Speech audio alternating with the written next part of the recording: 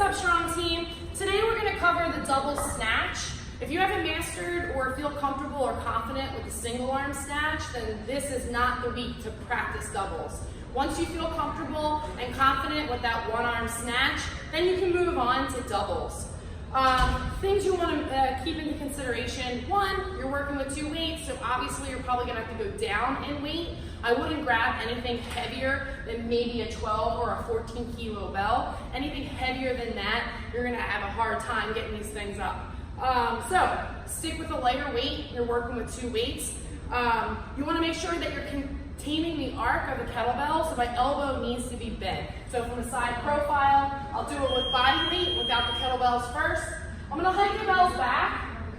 When I'm coming up for the double snatch, I can't let my bells come out in front of me like a swing. I need my elbows to be slightly bent. So as the bells are coming up overhead, it'll be similar to the high pull. From here, instead of stopping here like I would for my high pull, I'm going to punch my hand straight up.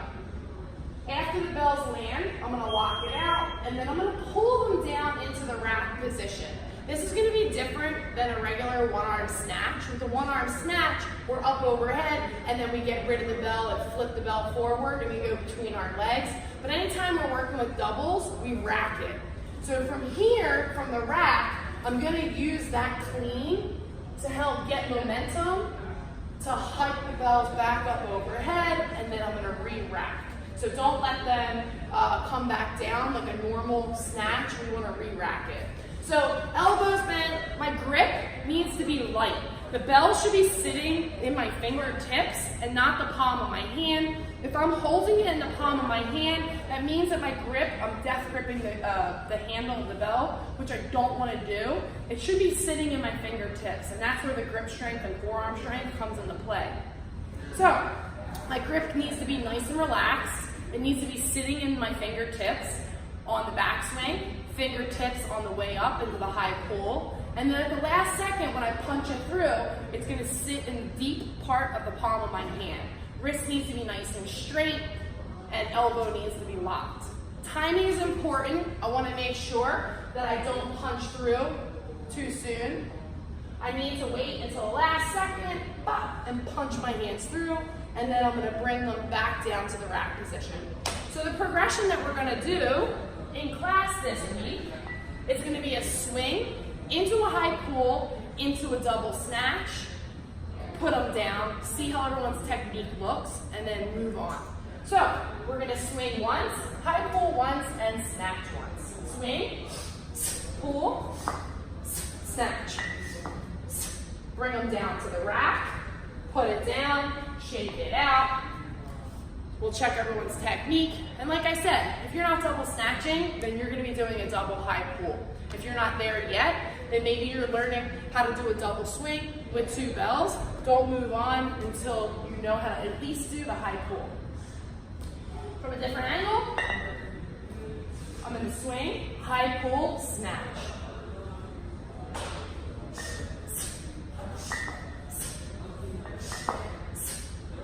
Bring them down.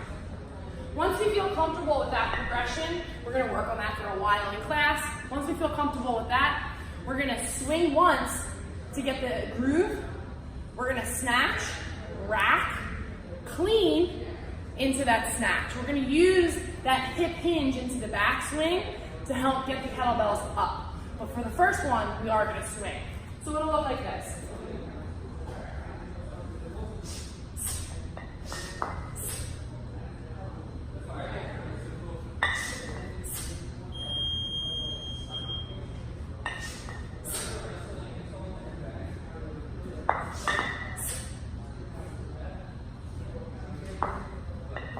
Timing is important, making sure I'm punching my hands through at the right time, not too soon. I know I personally have a tendency to do it too soon, waiting till the last minute.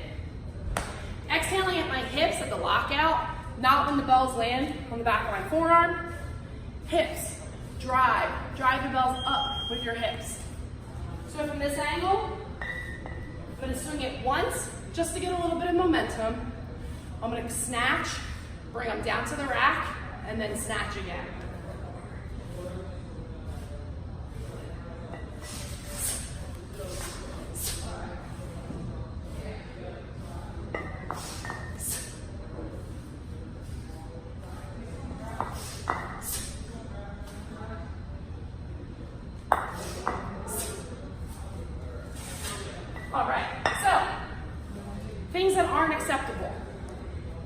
heels come up off the ground.